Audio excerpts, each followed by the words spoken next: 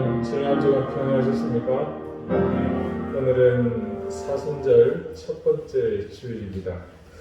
이제 다 같이 자리에서 일어나셔서 우리의 마음과 정성을 다해 사순절 첫 번째 주일을 하나님 앞에 드리겠습니다.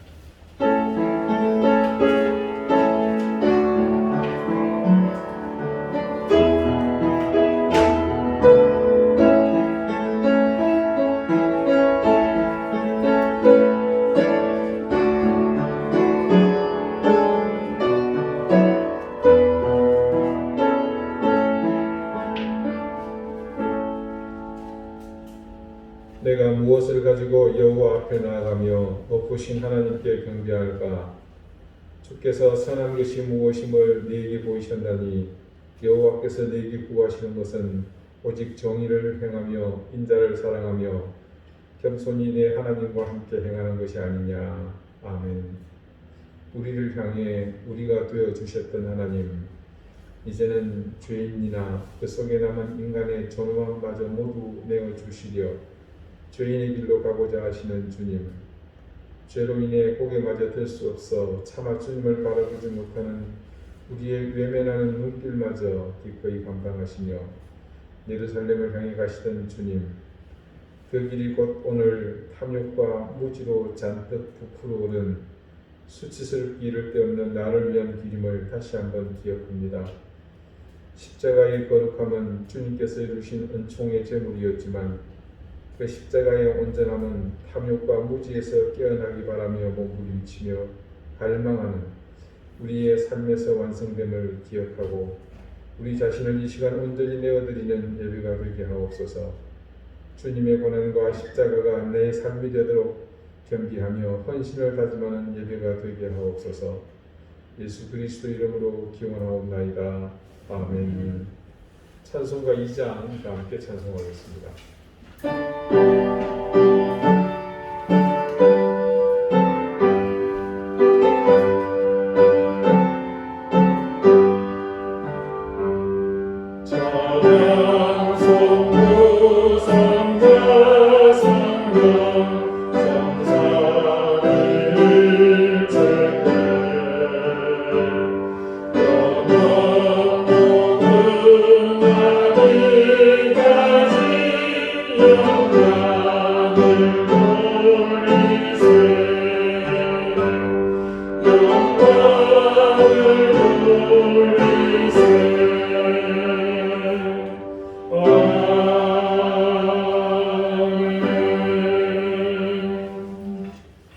이제 다 함께 참회의 기도를 드리겠습니다. 주님, 우리 삶은 언제나 영광의 멸관이 넘치는 삶이어야겠습니다. 그래서 화려하고 돋보이며 누구에게나 강자로 보여야 했고 우월해 보여야 했으며 대접받아야 하고 상질의 고급진 삶이어야만 했습니다. 그래서 세상은 천하고 더럽고 비천한 인생들만 가득한 곳이라 당연히 생각하며 살았습니다. 우리에게서 주님의 고난과 하나님의 의를 우리 가운데 이루시기 위해 주님이 그렇게 당하신 주님의 십자가 희생이 잊혀졌기에 우리는 오로지 그 고난과 죽음으로 이루신 열매만을 소유하려는 염치 없는 짓을 아무렇지 않게 자행하며 살았습니다. 섬김과 나눔, 희생, 베품, 우리는 그 같은 그리스도인의 마땅한 삶을 가치없게 여기고 그래서 주님의 고난과 십자가의 죽음을 의미 없이 만들면서 사는 그런 시간들을 보냈습니다. 주님, 우리의 불의함을 용서해 주십시오. 내가 아닌 타인은 안중에도 없었으며 이웃과 심지어 가족조차도 온전히 섬기며 사랑하지 못했던 우리의 삶, 예수님의 이름을 팔아 나를 바꾸며 살던 지난 삶들을 용서해 주십시오. 이제는 하나님과 나만이 아는 죄를 생각하며 계속해서 침묵 가운데 참회의 기도를 드립니다.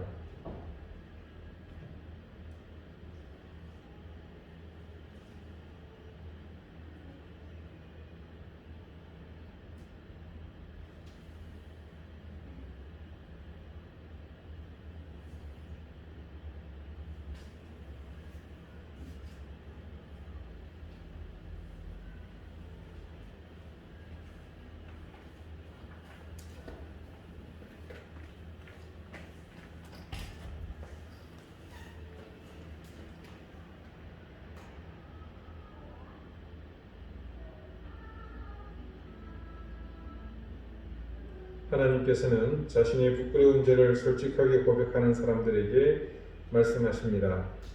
여호와께서 말씀하시되 오라 우리가 서로 변론하자. 너희의 죄가 주홍 같을지라도 눈과 같이 희어질 것이요 진홍같이 붉을지라도 양털같이 희게 되리라. 아멘. 이제는 사도신경으로 우리의 신앙을 고백하오니 나는 전능하신 아버지 하나님 천지의 창조주를 믿습니다. 나는 그의 유일하신 아들 우리 주 예수 그리스도를 믿습니다. 그는 성령으로 잉태되어 동정녀 마리아에게서 나시고 본디오 빌라도에게 고난을 받아 십자가에 못 박혀 죽으시고 장사된 지 사흘 만에 죽은 자 가운데서 다시 살아나셨으며 하늘에 오르시어 전능하신 아버지 하나님 우편에 앉아 계시다가 거기로부터 살아있는 자와 죽은 자를 심판하러 오십니다.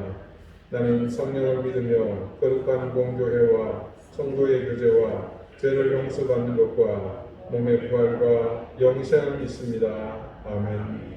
자리 앉으시기 바랍니다. 이제 다 함께 성시를 교독하겠습니다. 성시는 교독문 124번 사순절 1입니다.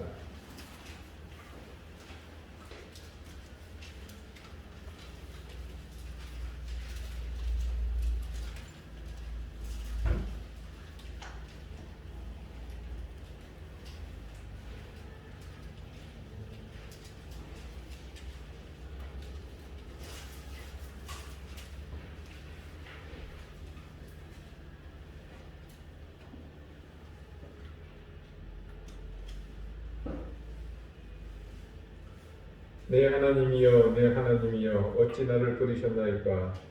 어찌 나를 멀리하여 보지 아니하시오며 내 쉬는 소리를 듣지 아니하시나이까. 내 하나님이여 내가 낮에도 부르짖고 밤에도 잠잠하지 아니하오나 응답하지 아니하시나이다.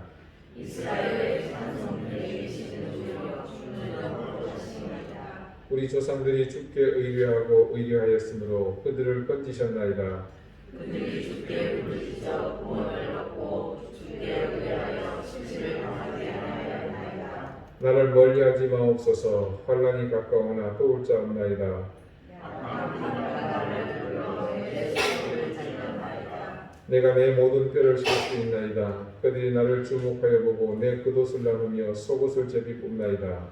여호와여 멀리하지 마옵소서. 나의 힘이 실어 속이 나를 도우소서. 나를 사자의 입에서 구하소서. 주께서 내게 응답하시고 들소의 뿔에서 구원하셨나이다. 내가 주의 이름을 경외히 선포하고 큰 가운데서 주를 찬송하리이다. 여호와를 두려워하는 너희여 그를 찬송할지어다. 야곱의 모든 자손이여 그에게 영광을 돌리리로다. 너희 이스라엘 모든 자손이여 그를 경외할지어다. 아멘. 다 같이 기도드리겠습니다. 하나님의 끝없는 사랑이 결국 십자가의 죽음을 향해 나가는 길임을 알았습니다. 우리가 주님께서 고난받으시고 죽임당하신 그 대속의 은혜로 사는 인생임을 오늘 다시 깨닫고 새롭게 깨닫습니다. 변함없이 정하신 시간에 사순절이 시작되었습니다. 주님께서 걸어가셨던 그때의 모든 걸음을 우리가 비록 따라가지 못하나 그 길이 분명 우리 앞에 있음을 부인하지는 않게 해주십시오. 누군가 우리 인생의 목적을 묻고 우리에게 가는 길을 물어오는 이에게 당당하게 보여줄 수 있도록 그 길을 우리의 가슴에 담고 살게 해주십시오. 오늘 이 시대는 어느 누구도 스스로가 죄인임을 깨닫지 못하고 살고 있습니다. 적어도 스스로가 유한한 존재이며 허물로 인해 그 한계가 명확한 존재라는 자의식조차 상실한 시대이기에 세상은 더욱 악이 더해지며 거짓이 난립하고 불의가 춤을 추고 있습니다. 이 더러움과 추악함이 우리로부터 비롯되지 않게 하시고 우리가 방관하며 무시하며 외면하지 않도록 우리에게 용기를 더해 주십시오. 세상을 삼킬 것 같은 질병의 위협에 속수무책인 연약한 인생들을 보면서 배우게 하시고 우리 인생이 하나님의 온전케 하시는 복이 없이는 살 수 없다는 사실을 깨닫게 해주시기를 구합니다.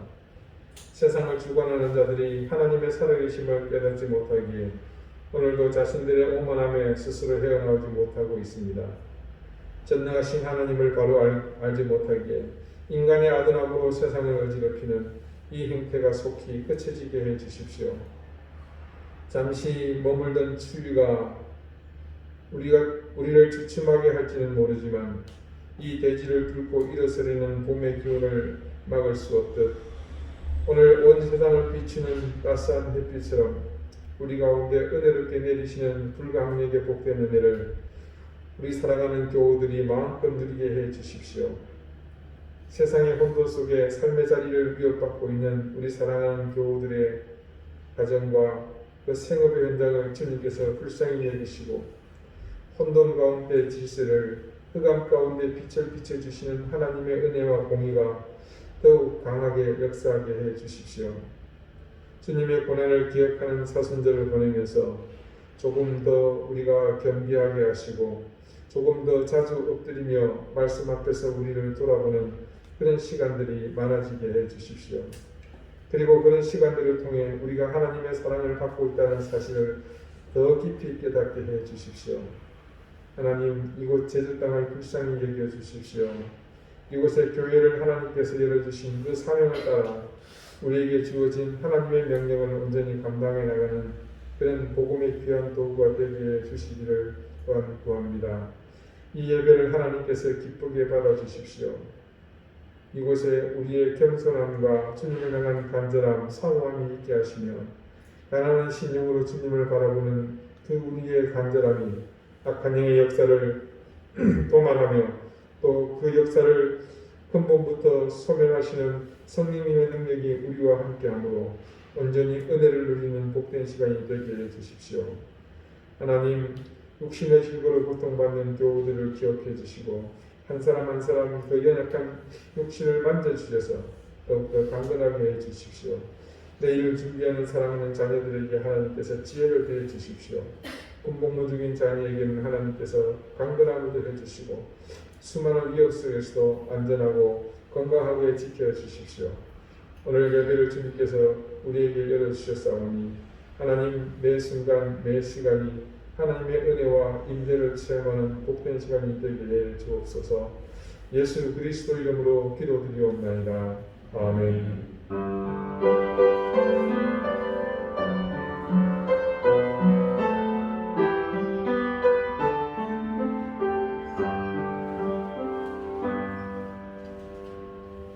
(149장) 함께 찬송하겠습니다.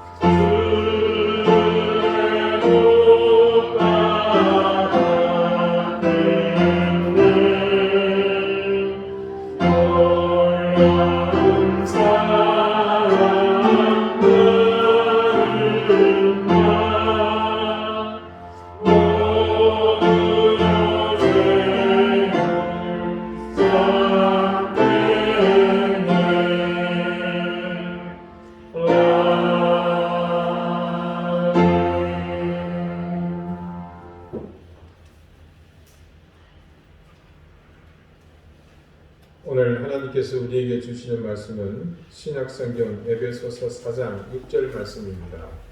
신약 313쪽입니다.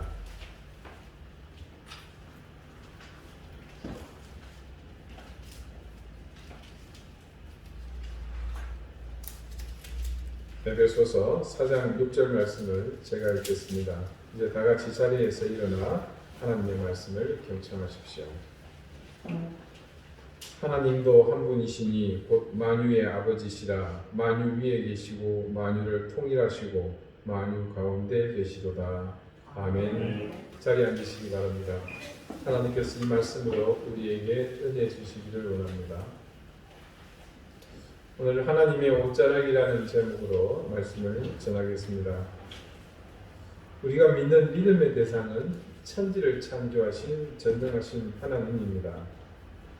제가 거듭 반복해서 내가 믿고 싶은 것을 믿는 그것이 믿음이 아니라고 말씀드린 것은 우리가 믿는 대상이 바로 이런 하나님이시기 때문입니다. 그냥 단지 어떤 철학이나 사상 혹은 인위적으로 만든 가상의 존재를 따라가고 또 그것을 흠모하는 것이라면 당연히 내가 믿고 싶은 것을 믿는다는 것을 믿음의 정의라고 말할 수 있습니다. 그러나 그 대상이 천지를 다스리시고 창조하시며 천지 만물을 지으시고 또 다스리시고 섭리하시는 하나님이라면 이야기는 달라집니다. 아시다시피 그분은 우리를 창조하신 분이시고 지금도 우리를 다스리고 계십니다. 이걸 좀 더 깊이 있게 설명하자면 이런 주장과 같습니다. 하나님은 우리를 지으셨습니다. 다른 말로 만드셨습니다. 언제요? 성경 말씀은 어머니의 태중에 내가 생기기도 전부터 하나님께서 나를 조성하시고 택하셨다. 그래서 오늘 이 자리에 있게 하셨다고 증언합니다. 그리고 단지 나를 만드신 것으로 그친 것이 아니라 그렇게 되기 위해 하나님은 모든 것을 다 창조하셨습니다. 온 우주 만물뿐만 아니라 이 삼라만상의 눈에 보이고 혹은 보이지 않는 것들 그리고 우리의 정신세계의 모든 것을 통틀어 나를 존재하도록 하기 위해서 만드셨습니다. 거기에 더하여 내가 딛고 서 있는 모든 환경과 배경들, 사람들과의 관계, 제도와 법률, 관습과 수많은 철학, 사상들 그 모두를 포함합니다. 어쩌면 하나님의 편에서 보면 여러분 혹은 저라는 인간은 그냥 단지 세상에 살고 있는 것이 아니라 이 삶이 영위될 수 있도록 가능하게 만든 이 모든 것을 창조하시고 다스리시고 섭리하시는 전 과정이 함께 포함되어 있다고 봐야 합니다. 그렇기에 그런 하나님의 어마어마한 능력 가운데 있는 우리가 그분을 믿는다는 것은 그런 셀 수 없는 많은 것의 일부분, 즉 내 욕심으로 채우고자 하는 그것만으로 하나님을 믿음의 대상으로 생각한다는 것은 어마어마하게 나쁜 겁니다. 그런 생각은 하나님의 존재 자체를 우리 집안 구석에 놔둔 단지 속에서 혹은 곡간 속에 숨어서 신나라 까먹는 수준의 그런 귀신으로 보는 겁니다. 그래서 우리가 신나라 까먹는 소리를 자주 안 하고 있습니다. 온 우주와 인류를 창조하고 운영하며 다스리시는 하나님은 결국 우리가 상상할 수 있는 모든 한계를 뛰어넘는 크신 분입니다. 오늘 본문의 말씀을 다시 한번 보겠습니다. 하나님은 한 분이시니 곧 만유의 아버지시라. 만유 위에 계시고 만유를 통일하시고 만유 가운데 계시도다. 이 만유라는 것이 바로 그런 측량할 수 없는 무한함을 담고 있는 그런 표현이라고 보시면 되겠습니다. 바울은 이 말씀에서 하나님이 어딘가에 계시도다라고 말하지만 실제로 하나님이 그 일부가 되셔서 그곳에 제한되게 있는 것이 아니라 그 모든 것을 포함하고 계신 거죠. 있다는 말의 존칭어인 계시다라는 건데 그것은 어딘가에 우리가 볼 수 있고 만질 수 있고 느낄 수 있는 곳에 고정되어 있다는 것을 얘기하는 거잖아요. 그러나 사실 하나님의 계심을, 그 존재를 표현할 때는 이 표현은 올바르지 못한 표현입니다. 그런 분이시기 때문에 오로지 그분에게만 사실 창조자, 절대자라는 이름을 붙일 수 있습니다. 우리가 믿는 하나님은 그런 분이십니다.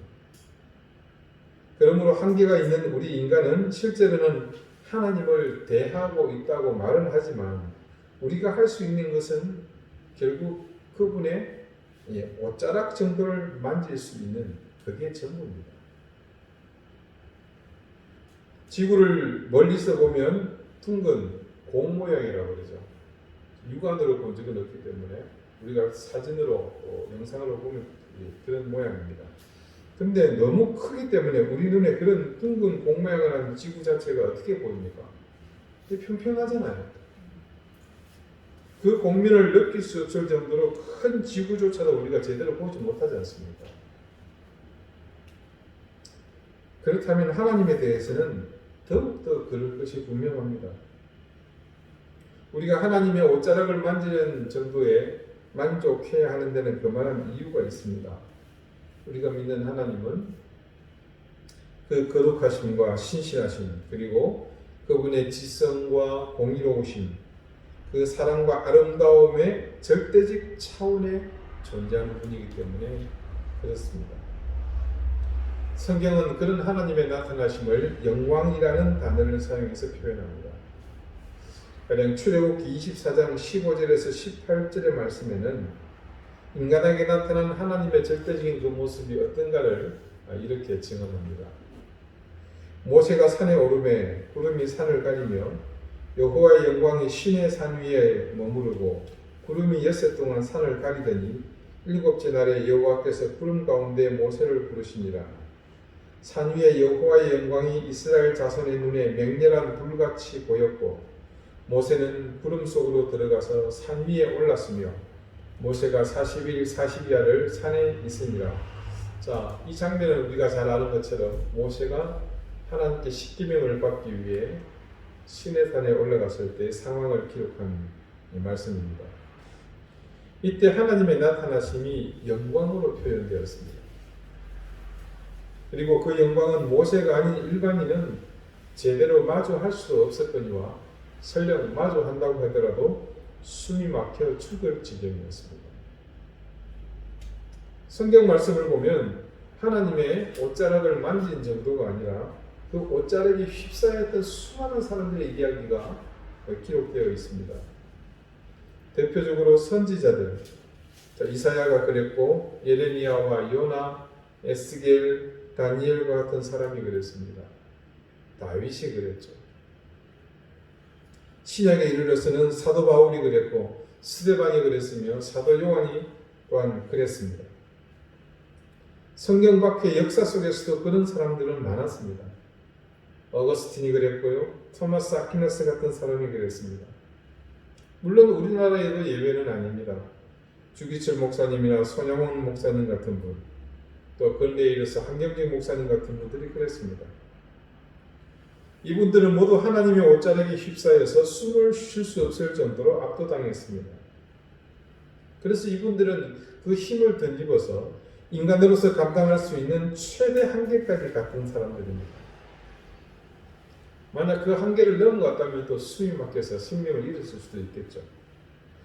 그러므로 절대자요 창조자로서의 하나님은 단지 우리가 그분의 옷자락을 만지는 것에 만족할 수밖에 없습니다.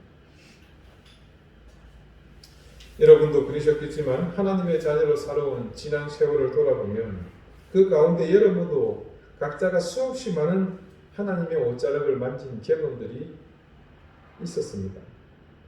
그것은 비단 내 삶에만 국한된 것이 아니라 주변의 사람들 속에서도 나타납니다. 때로는 자연과 세상의 사건 사고들 속에서도 나타납니다. 어떨 때는 자주, 또 어떨 때는 가끔, 혹은 강력하게, 혹은 미약하게 우연인 것처럼 우리 가까이 계신 하나님의 옷자락은 늘 그렇게 우리에게 만져졌습니다. 그렇게 우리 가운데 일어난 하나님의 옷자락을 만지는 경험은 크게 외적인 것과 내적인 것으로 구분을 할 수 있습니다. 외적인 것은 나 자신 혹은 주변의 사람들에게 일어나는 일을 통해 하나님의 손길을 경험하는 경우를 말합니다. 자, 이를테면 하나님을 체험하는 사건은 주로 우리의 심령, 마음 가운데서 일어나는 일입니다. 전혀 믿어지지 않던 하나님의 손길이 어느 순간 믿어지는 변화가 일어납니다. 죄책감으로 인해서 어두웠던 마음에 환한 빛이 비치고 내 인생을 짓누르던 그 죄책감의 무게가 깃들보다 더 가벼워지는 변화를 경험합니다. 예배 가운데 혹은 성경 말씀을 보면서 또 묵상하거나 기도하는 가운데 일어나는 예들도 많습니다. 자, 어느 교회 목사님의 경험담입니다. 그분이 교회 청년부 성경 공부 모임에 담임 목사로서 참석을 했습니다. 자, 이렇게 이야기를 나누면서 그 청년들과 대화를 하는데 도중에 의문이 생기면 이제 목사님이 그거에 대해서 신학적인 견해를 말해주고 도움을 주는 그런 방식으로 함께 했습니다. 그 모임이 끝나고 얼마 있다가 그 모임에 참석했던 한 청년으로부터 연락이 왔습니다.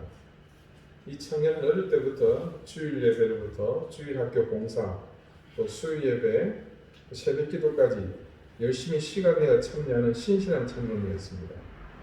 그런 모범적인 청년이 하는 말이 지난번 목사님과 함께 한 성경 공부 시간에 저는 처음으로 영적 체험을 했습니다. 늘 사모했던 일인데 그날 하나님께서 제 마음을 만져주셨습니다. 자, 자초지정은 이렇습니다. 그날 대화 도중 목사님은 청년들에게 이런 말을 했습니다. 우리 모두에게 꼭 필요한 것이 있는데 예수님께서 세례를 받으실 때 들으셨던 말씀, 너는 내 사랑하는 아들이다. 내가 너를 기뻐한다라는 음성을 우리가 들어야 합니다. 우리의 조건과 자격에 상관없이 하나님께서 우리를 향해 들려주시는 음성, 너는 내 사랑하는 아들이다. 너는 내 사랑하는 딸이다. 라는 음성을 들어야 합니다. 여러분, 그 음성이 곧 우리 자존감의 근거가 되어야 합니다. 자, 이것이 목사님이 청년들에게 들려줬던 이야기의 전부입니다. 들어보면 평범한 이야기지만 이 청년이 그 말을 듣는 동안에 마음이 뜨거워지고 정말 하나님의 음성을 듣는 듯하여 눈물이 왈칵 쏟아졌다고 합니다. 그 이후로 지금까지 마음이 따뜻하고 든든하다고 했습니다.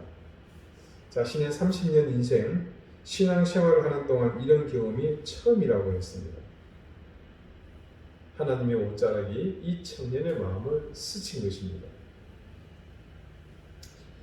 한 번은 남선교회 신앙 수련회를 통해서 경험하게 된 성도의 이야기도 들려주었습니다.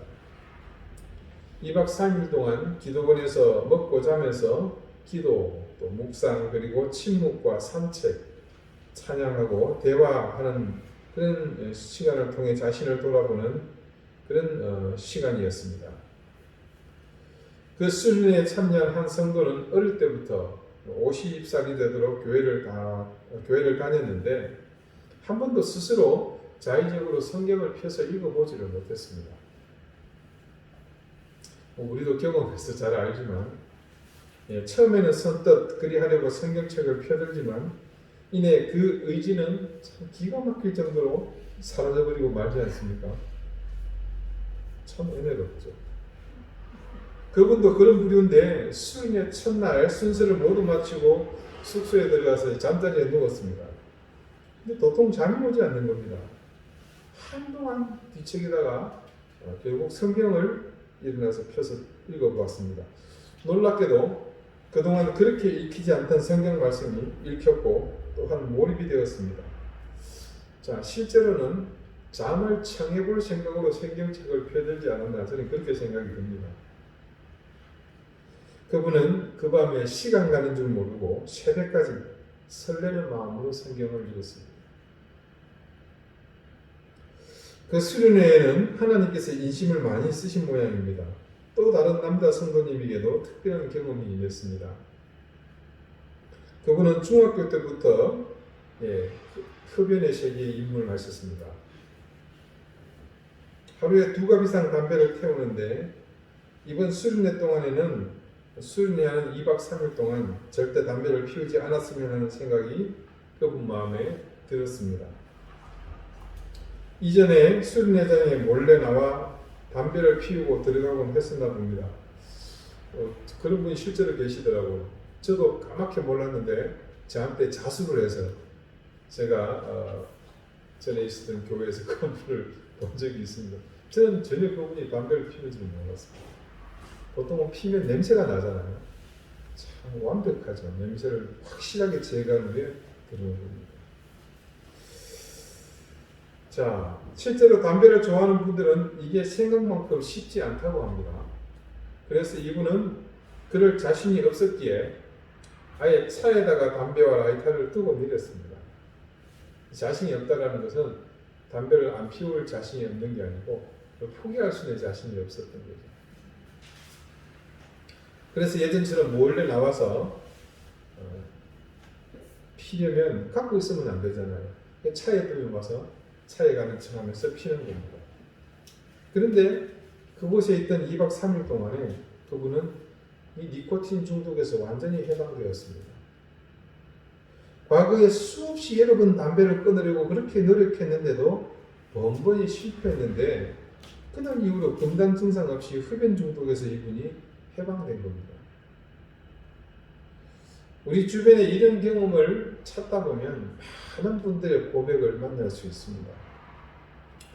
그렇게 하나님의 옷자락을 거듭해서 만지다 보면 그 옷자락이 보이지 않고 만져지지 않을 때조차도 하나님이 우리 가운데 계시다는 사실을 기억하며 살아가지 않겠습니까? 사실 우리 마음은 너무나 쉽게 무뎌집니다. 그렇죠? 또 어두워지고요. 그래서 어제까지 손에 잡은 것 같던 하나님이 오늘 갑자기 다 거짓말처럼 느껴지는 경험을 하기도 합니다. 그리고 실제로 하나님의 임재가 느껴지는 때보다 느껴지지 않는 때가 실은 훨씬 더 많습니다. 하지만 이렇게 하나님의 옷자락을 보았던 그 순간의 경험이 반복되다 보면 우리로 하여금 하나님이 보이지 않을 때조차 그분의 임재를 믿고 살아가도록 만들어줍니다. 이런 하나님의 옷자락은 이런 사건으로 보일 뿐만 아니라 삶의 변화를 통해서도 나타나기도 합니다. 하나님의 옷자락이 거듭해서 우리의 삶을 스치다 보면 우리에게 스친 그 흔적들이 남습니다. 부드러우면 부드러운 대로 또 강력하면 강력한 대로 하나님의 옷깃이 스치고 지나가면 우리에게는 그 영향으로 신비한 변화가 일어납니다. 알고 보면 일어난 사건이 어떠했는지보다 그것으로 어떤 변화가 일어났는지가 더 중요합니다. 이성으로는 이해되지 않는 경험은 신앙의 영역 바깥에서도 얼마든지 일어납니다. 문제는 과연 그 체험이 하나님에게서 온 것인가 아니면 심리적인 변화에서 온 것인가에 있습니다. 자, 그것을 어떻게 판단할 수 있을까요? 네, 판단할 수 있는 기준은 간단합니다. 그 사건으로 인해서 그 사람에게서 일어난 변화를 보면 되는 거죠. 가치관, 세계관, 또 인생관의 변화, 생각하고 말하는 방식, 살아가는 방식, 사람 대하는 방식, 소비 생활의 변화 같은 것들입니다. 우리가 믿는 하나님은 진리와 공의와 사랑과 거룩의 하나님이십니다. 그렇기에 그런 하나님의 옷자락에 자주 스치면 우리의 성품과 삶의 방식에 하나님을 닮아가는 변화가 일어나게 되어 있습니다. 그때 일어나는 변화는 대략 두 가지로 우리가 정리를 할 수 있습니다. 먼저는 내가 노력해서 만들어내는 변화들입니다. 가령 열심히 공부하니까 성적이 올라갑니다. 성경 말씀을 열심히 보니까 성경에 대한 지식이 많아지죠. 그 많아진 지식으로 좀 더 의미 있는 신앙생활을 할 수 있습니다. 또 열심히 일을 해서 경제적으로 풍요로워지는 삶을 살 수 있죠.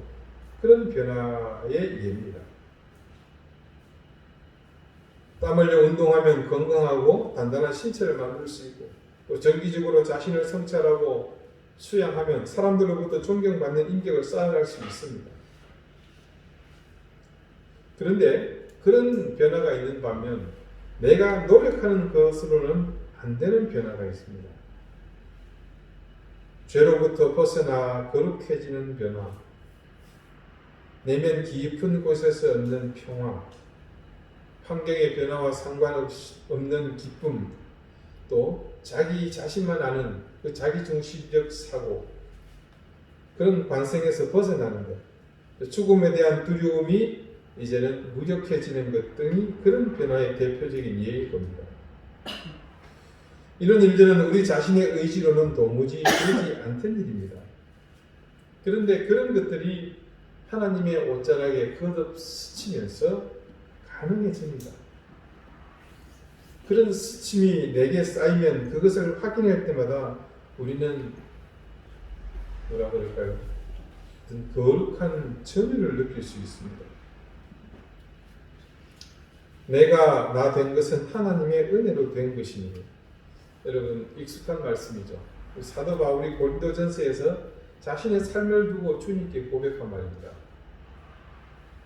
우리도 이처럼 하나님의 옷자락에 스치면서 우리 내면에 내 힘으로 달성하지 못할 변화가 일어나게 된다면 바울처럼 이렇게 고백할 수 있지 않겠습니까? 바울은 아시는 것처럼 예수님 당시에 유대교의 율법학자로서 자신의 위치가 공고했던 사람입니다. 그는 처음에는 예수님과 그 추종자를 박해했지만 하나님의 옷자락에 휘감기는 경험을 한 이후에 인생의 궤도가 바뀐 사람입니다. 휘감기는 조금 미약하고 꽁꽁 묶여졌든지 아니면 덮여진 그런 유대 사회에서 존경받는 율법학자로서 편안한 인생을 보낼 수 있었습니다. 그렇지만 하나님을 만난 이후 자신의 인생을 고난 가운데 지냈고 결국 그 끝은 참수형으로 죽는 것으로 끝나고 말았습니다. 그는 마지막 로마의 감옥에 투옥되었을 때 점차 자신에게 드리워지는 운명에 대해 직감하죠. 그런 심경을 마지막 디모데에게 보내는 서신 가운데 남겼습니다. 그런데 그 마지막 유언 같은 편지 가운데 그는 자신의 인생에 대해 단 한마디도 후회 섞인 말을 하지 않았습니다. 그렇게 죽음으로 서서히 이끌리는 가운데서도 그는 자신이 걸어온 그 길을 따라 살도록 제자를 독려하고 있으며 자신의 그 삶이 마친 이후에 기다리고 있는 영광의 멸류관을 기대하는 것을 볼 수 있습니다. 그의 마지막 당부 속에 등장하는 이 멸류관에 대한 기대는 초인적인 행보로 전도자의 삶을 살았던 자신의 인생에 대해 그리고 지금의 자신의 상태에 대해 겸손하지만 만족감이 있었습니다. 바울의 고백 속에 엿보이는 그의 심경 안에는 하나님의 절대적 기준에는 비록 못 미치지만 과거 자신의 상태를 생각하면 상상할 수 없는 변화가 자신의 일상에서 일어났다고 자주 회고했습니다. 그것은 바울의 지식이나 학문적, 업적 혹은 능력에 대한 말이 아닙니다. 모든 면에서 자신이 흠잡을 데 없는 존재가 되었다는 그런 의미도 아닙니다. 그것은 바울의 영혼에 비춰진 빛에 대한 고백이고 그의 인생의 목표에 대한 고백이며 매일매일의 자기 삶의 질에 대한 고백이었습니다. 바울은 여전히 죄인이었습니다. 또한 흠이 많은 사람이었습니다. 인간적인 연약함이 그에게 여전히 잔존했습니다.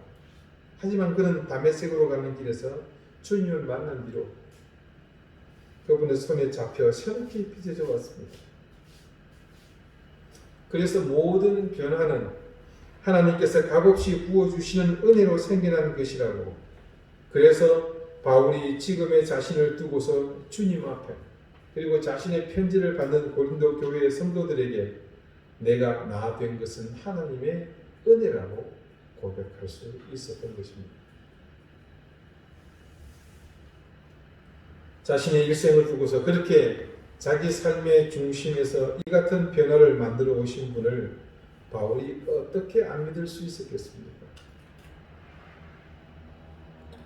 저도 늘 바울의 이 고백을 흉내내서 그가 고백했던 것을 따라 이렇게 내가 나 된 것이 하나님의 은혜라고 그렇게 고백하면서 살려고 합니다. 제가 이런 고백을 한다고 해서 제가 도덕적으로 완전하다는 것을 의미하지 않습니다. 그와 더불어 하나님을 향한 신앙에 있어서 역시 저의 연약함과 깨어지기 쉬운 저의 존재를 부정하는 것 또한 아닙니다. 저는 여전히 실수 많고 허점투성이의 사람일 뿐입니다. 하지만 저 역시 세월이 지나면서 제가 아는 과거 저의 모습과 지금의 저를 비교할 때 제 능력으로는 도무지 상상할 수도 없는 변화가 제 안에서 일어났음을 저는 알고 있습니다. 저는 아무것도 한 것이 없지만 하나님의 옷자락이 저를 스치고 지나갈 때마다 일어난 변화들의 축적으로 가능했던 일입니다. 그것은 비단 저만이 아니라 저와 함께 살고 있는 제 아내 역시 근간에 겪어야 했던 고난 속에서 자신도 모르게 자기 인생을 스치고 계신 하나님의 옷자락을 저에게 때때로 간증하듯 말합니다. 그리고 그런 고백은 우리 가족 모두의 고백이기도 합니다. 사랑하는 여러분, 저는 우리를 이렇게 만드신 분이 하나님이심을 믿기에 저는 그런 하나님을 믿음으로 붙들고 있습니다. 때로는 온 신경을 곤두서게 만드는 분노가 밀려와도 금방 가라앉히며 평안을 누릴 수 있으며 한치 앞을 내다볼 수 없는 캄캄함 속에서도 불안해하거나 절망하지 않습니다. 그럴 수 있는 이유는 제가 믿고 있는 그 하나님을 더욱 굳건히 붙들 뿐만 아니라 그 믿음 안에서 더욱 깊은 변화가 일어날 것을 소망하기 때문입니다. 저는 사랑하는 우리 교회의 모든 교우들께서 자신의 전 삶을 두르고 있는 그 하나님의 옷자락을 만지며 함께 보기를 소망합니다. 그리고 그런 소망 속에서 우리를 스치는 그분의 흔적들을 쌓아가는 삶을 사시기를 또한 소망합니다. 그렇게 하나님의 옷자락을 만지고 보면서 우리는 비로소 온전하게 믿게 되는 것이죠. 생각해 보십시오. 그 하나님의 옷자락 앞에서 우리가 어떻게 헛된 것을 구하며 정직하지 못한 것을 구할 수 있겠습니까? 진실이 아닌 것을 믿을 것이며 진리가 아닌 것을 또한 믿을 수 있겠습니까? 그래서 우리는 내가 믿고 싶은 것을 믿는 거짓 믿음이 아니라 진정으로 믿어야 할 참된 것을 믿는 신실한 그리스도인이 될 수 있습니다. 저는 여러분이 이 혼란스러운 이 시대에 흔들림 없는 바른 믿음을 소유하시기를 기도합니다.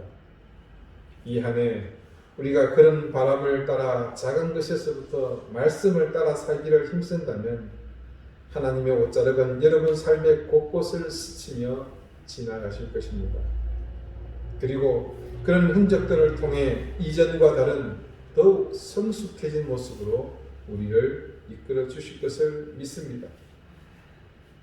그때가 되면 그분의 옷자락을 스치는 정도가 아니라 그분의 그 옷자락을 잘라 그 옷감으로 옷을 해입게 되지 않겠습니까?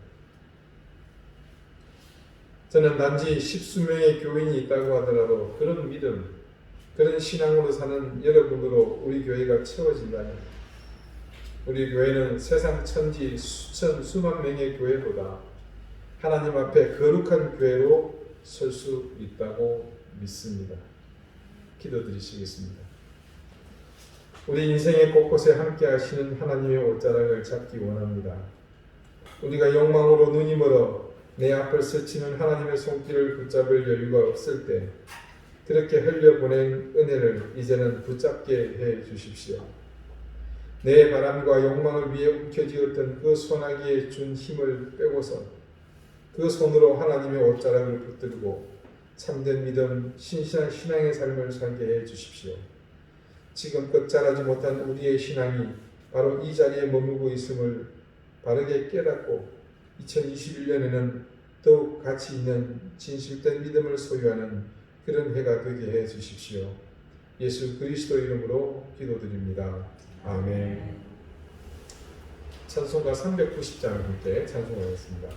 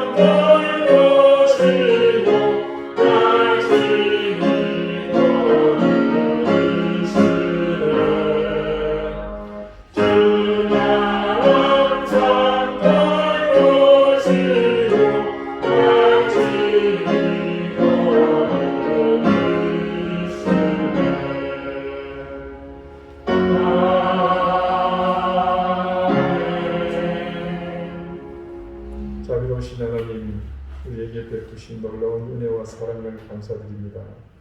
하나님의 은혜와 사랑을 기억하며 잊지 않는 마음으로 주의 사랑하는 자녀들이 하나님 주신 것 중 일부를 전서과 고백하여 하나님 앞에 드렸습니다. 비록 그것이 적은 것이지만 모든 것이 하나님의 것임을 고백하는 마음으로 드리오니 하나님 기쁘게 받아주시고 드린 손길 위에 하늘의 신령한 은혜와 땅의 기름진 복을 넘치게 더하여 주시옵소서.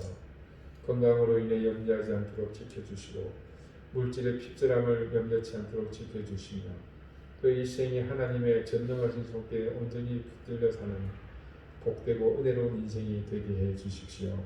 감사드리며 예수 그리스도 이름으로 공헌 기도드립니다. 아멘. 교회 소식 알려드리겠습니다. 먼저 지난 수요일 17일 기점으로 제 수요일로부터 시작해서 사순절이 시작되었습니다. 예수님의 고난과 십자가 죽음을 좀 묵상하면서 또 나를 위해 주님께서 당하신 그 고난, 십자가 대속의 그 죽음을 생각하면서 회개하고 또 겸비하는 시간이 될 수 있기를 바랍니다. 여러분에게 나눠드린 성경 읽기표를 보시고 매일 시간을 정해서 성경을 꼭 읽으시면 좋겠습니다. 아울러 성경 읽기가 완료된 분은 교회로 제출해 주십시오. 소정의 상품을 드리도록 그렇겠습니다. 이번 주 성숙자반 수요일반 제 개인적인 사정 때문에 좀 휴강하고자 합니다. 죄송합니다. 한 주하고 한 주도 시작합니다. 다음부터는 다시는 이런 일이 없도록 아예 강의를 하지 않겠습니다. 네, 저는 얘기고요. 여러분 양해 부탁드리겠습니다. 목요일날 새신자반을 우리가 진행을 하겠습니다. 대입 수험생을 위해서 기도해 주시고요. 이땐 교회를 위해서 계속 기도해 주십시오. 또 우리 몸이 편치 않은 교우들을 기억하시면서 여러분 기도 시간에 함께 기도해 주시면 감사하겠습니다. 이제 다 같이 자리에서 일어나셔서 앞에 계신 분들과 다정하게 인사를 나누시겠습니다. 우리 집사님들 여러분도 간만에 뵈서 너무 반갑습니다.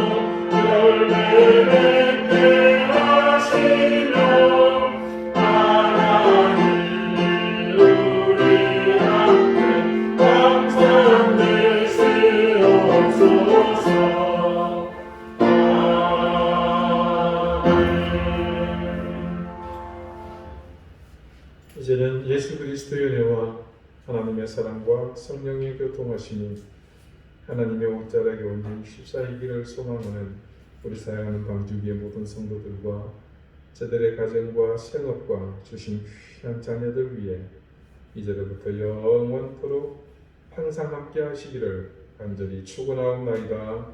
아멘.